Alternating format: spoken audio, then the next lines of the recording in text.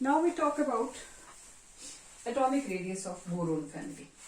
Atomic radius की बात करें, इसको ऐसे देखें, boron is 85 picometer, aluminium 143 picometer, gallium is 135, indium 167 and thallium 170 picometer.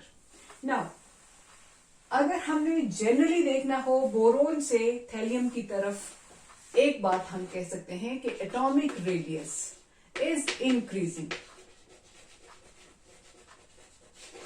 Down the group. जैसे हम ग्रुप में ऊपर से नीचे की तरफ चल रहे हैं, एटॉमिक रेडियस बढ़ रहा है. जनरली हम कह सकते हैं. क्यों बढ़ रहा है? When we are moving down the group, boron से एल्यूमिनियम, एल्यूमिनियम से गैल्यूमिनियम एंड थैलियम के किसी भी ग्रुप में जब हम डाउन द ग्रुप चलते हैं तो क्या होता है कि एक नया प्रिंसिपल शेल, नया शेल ऐड हो जाता है. जैसे यहाँ पे वैलेंस शेल 2s था, यहाँ पे सेकंड प्रिंसिपल शेल था, यहाँ पे थर्ड, फोर्थ, फिफ्थ, सिक्स्थ. तो एक नया प्रिंसिपल शेल ऐड होने के कारण क्या होता है कि एटम का जो साइज है वो बढ़ जाता है, in spite of the fact कि न्यूक्लियर चार्ज भी यहाँ पे बढ़ा है. बट एक नया प्रिंसिपल शेल जब ऐड होता है तो स्क्रीनिंग इफेक्ट भी बढ़ता है, और वैसे भी एक नई लेयर पुराने एटम के ऊपर एक जैसे नई लेयर लग जाती है, उसके कारण एटॉमिक रेडियस बढ़ता है. तो down the group atomic radius क्यों बढ़ रहा है? आप सिंपली कहेंगे because when we are moving down from boron to thallium, a new shell is being added in every step, due to which the atomic radius is increasing. ये तो simple सी बात थी. लेकिन दूसरी नोटिस करने वाली बात क्या है कि बोरोन से एल्यूमिनियम का साइज बड़ा है, ओके, बट एल्यूमिनियम से गैलियम का साइज जो है वो छोटा है, और गैलियम से इंडियम बिगर है, थैलियम भी बड़ा है, बेशक बड़ा कम बड़ा है. तो ओवरऑल ट्रेंड क्या हो गया? बोरोन जो है that is smaller than that of gallium, is smaller than that of aluminium, और फिर एल्यूमिनियम के बाद आप आ सकते हैं इंडियम एंड देन थैलियम. ये एक्चुअल ट्रेंड है. Boron is smaller than gallium, smaller than aluminium, smaller than. Okay, so why this variation? यहाँ पे ये अनएक्सपेक्टेड चीज क्यों हुई? हम तो एक्सपेक्ट यही करते थे कि गैलियम में बड़े होना था, एल्यूमिनियम का साइज छोटा होना था.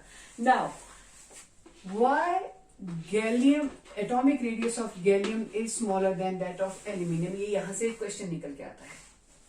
इसके लिए थोड़ा सा इसकी कॉन्फ़िगरेशन देखेंगे. हालांकि इसका एटॉमिक नंबर 13 है, इसका 31 है एटॉमिक नंबर. कॉन्फ़िगरेशंस देखें तो एल्यूमिनियम जो है उसमें ये अगर न्यूक्लियस है आपका तो 1s2 2s2 2p6 3s2 3p1.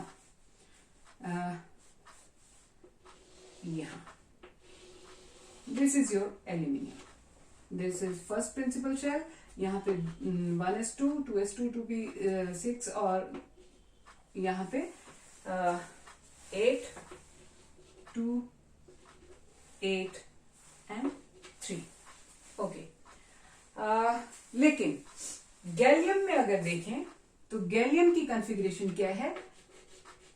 Argon and 3d10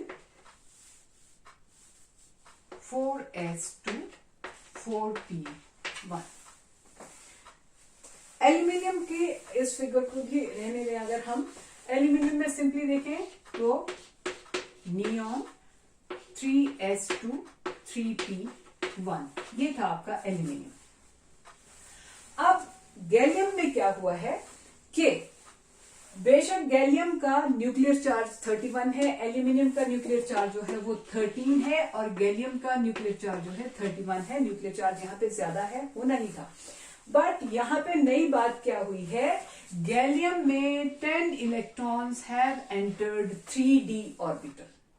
nucleus ने अट्रैक्ट करना है 4p. एटॉमिक रेडियस किस पे डिपेंड करेगा? न्यूक्लियस और 4p के बीच के डिस्टेंस का जितना ज्यादा होगा. और यहाँ पे एटॉमिक रेडियस कैसे डिसाइड करेंगे? न्यूक्लियस और ये 3p का जो लास्ट इलेक्ट्रॉन है यहां तक के डिस्टेंस को हम एटॉमिक रेडियस बोलेंगे. गैलियम में क्या दिक्कत है? 4p और न्यूक्लियस के बीच 4s तो होना ही था, लेकिन 4s से भी पहले यहाँ पे क्या है? 10 इलेक्ट्रॉन्स जो है वो d ऑर्बिटल में एंटर कर चुके हैं. ये जो d ऑर्बिटल है इसकी शेप बेहद डिफ्यूज्ड होती है, और इसकी शेप डिफ्यूज्ड होने के कारण इसमें जो 10 इलेक्ट्रॉन्स हैं वो न्यूक्लियर चार्ज को बाहर जाने से नहीं रोक पाएंगे तो न्यूक्लियस क्या करेगा, जब इन 10 इलेक्ट्रॉन्स ने धोखा दे दिया एक तरह से, इनका काम था न्यूक्लियर चार्ज को बाहर जाने से रोकना, स्क्रीनिंग इफेक्ट देना। कौन सा इफेक्ट देना था? स्क्रीनिंग इफेक्ट देना था। तो diffuse shape of d orbital के कारण ये जो 10 इलेक्ट्रॉन डी ऑर्बिटल में चले गए हैं गैलियम में, ऐसे एल्यूमिनियम में कुछ नहीं हुआ है, कोई डी ऑर्बिटल में कोई इलेक्ट्रॉन नहीं गया है, पहली बार गैलियम में गए थे। तो ये 10 इलेक्ट्रॉन्स जो है डी ऑर्बिटल के, they give very poor screening effect due to which nucleus holds the last electron very strongly, और फिर न्यूक्लियस क्या करेगा, इन इलेक्ट्रॉन्स को बड़े स्ट्रांगली अपनी तरफ खींच लेगा, ये जो लास्ट वाले इलेक्ट्रॉन्स हैं, क्योंकि बीच में से ये 10 इलेक्ट्रॉन धोखा दे गए, इन्होंने न्यूक्लियस से इनको नहीं बचाया। तो उसके कारण क्या होगा, गैलियम का साइज जितना एक्सपेंडेड होना था उतना नहीं, स्क्वीज हो जाएगा और वो एल्यूमिनियम से छोटा होगा। इन नटशेल अगर आपने लिखना हो तो आप ऐसे लिख सकते हैं, in gallium 10 electrons have entered 3d orbital due to very diffuse shape of d orbital. These 10 electrons give very poor screening effect, and the nuclear charge, effective nuclear charge तो 31 है, effective nuclear charge जो है, effective nuclear charge क्या होता है, nuclear charge minus screening effect. The effective nuclear charge in gallium is quite high. ये has increased. Therefore, size of gallium is smaller than that of aluminium. ये यहां से एक इंपॉर्टेंट क्वेश्चन निकलता है क्वेश्चन। और दूसरी बात क्या है कि ये फैक्टर फिर आगे आयनाइजेशन एंथैल्पी को भी अफेक्ट करने वाला है।